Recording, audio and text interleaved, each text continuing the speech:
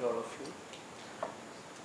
Actually, we have already listened to Dr. Verma. As is rightly mentioned, when we look for traditional knowledge protection, we should definitely go for a law of its own. So it should be a sui generis protection. But what? Probably yesterday also I just briefed what kind of thing I will be speaking today. One thing I mentioned very clearly is that we should think differently. And so far what happened, we have been listening to what the West said. And that is how we have been discussing about IPR every time when we say about TK. And my first question is, what's the role of WIPO in protecting TK? I mean, maybe a surprising question for many of you. Why I'm asking this is, according to me, TK is not an intellectual property in any way. It's not an invention. Then why should it go to the folder of IPR? It's a question I'm first of all airing to all of you because I want to get your views because I'm working on a different concept paper. And to me, if we go for a protection for traditional knowledge, it should be in situ conservation and sustainable management. You should be protecting it at its geographical origin, and also it should sustain forever. And again, it's a question of originality which needs to be protected. We should be, as he was mentioning about this Kathakali kind of thing. And Kathakali should remain as Kathakali after many years. It shouldn't be something mutilated. So that's another important thing. And the question, as I said, first thing is TK and IPR. That's the first question. And as I said, what's the role of WIPO if it is not an IPR? And then the second question is it really a property? And if TK is a property, then question of exclusive rights comes into the picture. There is all properties are finally becomes exclusive under property right, in a way also. I mean, maybe lawyers will be in better position to assimilate what I'm saying. And then, next question which I want to pose to this audience is, why can we consider the entire gamut of TK as a treasure trove so that we can consider state as the owner because of the sovereignty rights? And then, all these people who are holding TK, are they really the owners or custodians? They are of course the TK holders, they are the custodians. Somehow, state's treasure trove happened to be in their possession. And then, I'm working on a different concept, that's what I'm saying. Happened to be in their possession. So, of course, they need to be given some kind of rights. And not the question of property rights. That's the point I want to mention. The next thing is, and if so, what should we really create rights or recognize rights? And should a law always create rights? Maybe you're thinking on this direction. Should a law always create rights? Not necessarily. A law can recognize rights. See, for example, Right to Information Act. Right to Information Act did not create any rights because rights are fundamentally available and there were ample Supreme Court judgments on this. And we only had to have a mechanism for governing those rights, also written down in the preamble, very clearly. And is it not possible that we need to create some kind of, recognize some kind of rights, I would rather say, a kind of license rights, because state is the owner, state is giving a right, that's also a matter of right actually. It's a license of right. And the next question is, we are always again stumbled upon access and benefit sharing whenever TK is there. In the case of biodiversity, let it be evolved as access and benefit sharing. Why should there be an access of benefit sharing in the case of TK? And again coming to another question, coming to like benefit sharing. What is really benefit sharing? Benefit sharing is not coming as a right. It's something like you share it, we'll give you a benefit. What I'm saying is, these people, why can't they sub-license it? What I'm saying is state is ownership, and then again they are the second category. Second category is our holders. Holders are having a right of license, and we can give them the right of sub-license and let them decide by licensing right, because it becomes entitlement. So my question is, it's not a question of benefit sharing which has to come, it has to become the entitlement for these people, entitlement for the benefits, not the benefit being shared. So that's a meager concept. And another important question, TK is dynamic. So TK evolves. And then how will you create registers? And registers means only if it is very much defined you can create registers. And creating registers, if you start creating registers of traditional knowledge, you will end up with millions of pages creating TK registers, nothing more than that.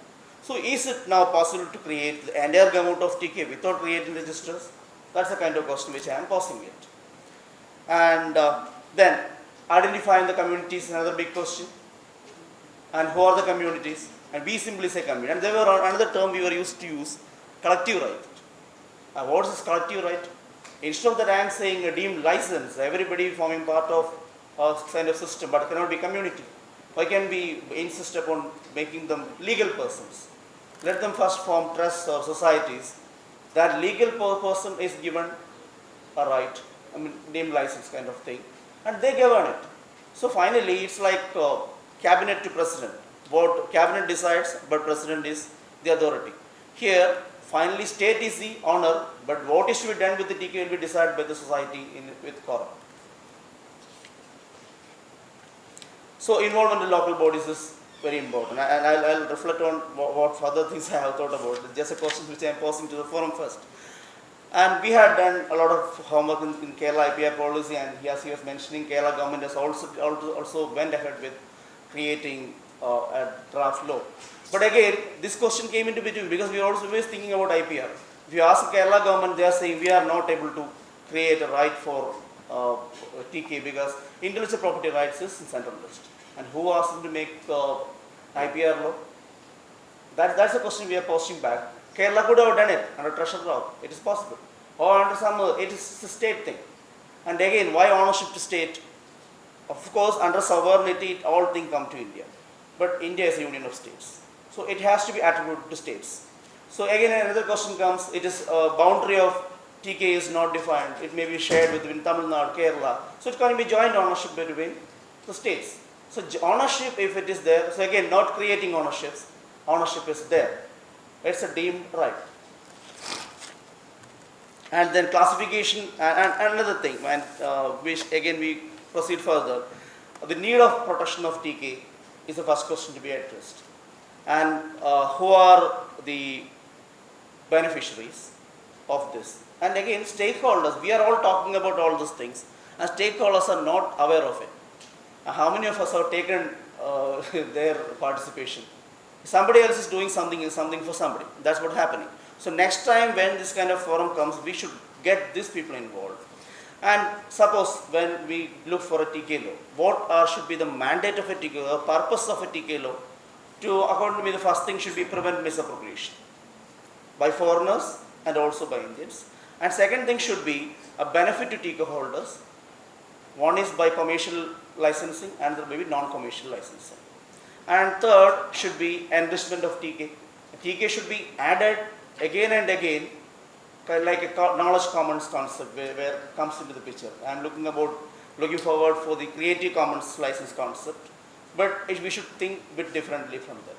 So we should allow provisions for people to add more TK, let be enriched, and then people who are adding it should get membership on society, should or not will be decided by the society.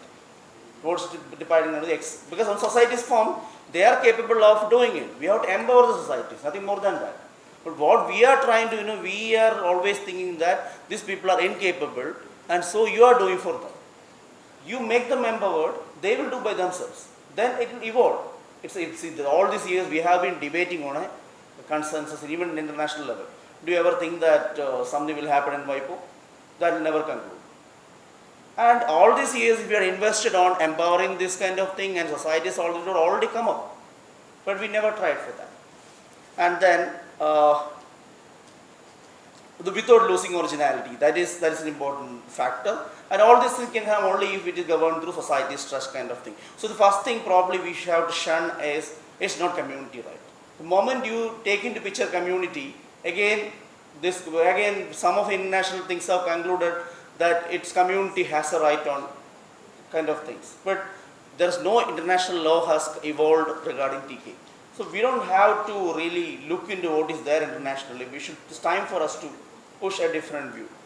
And now regarding ownership, as I said, the first concept of this TK bill, if anything comes up, to declare unequivocally that India has absolute right over the entire gamut of traditional knowledge in India. So that is for addressing the misappropriation of foreigners. We don't need a law. This, if you put in constitution,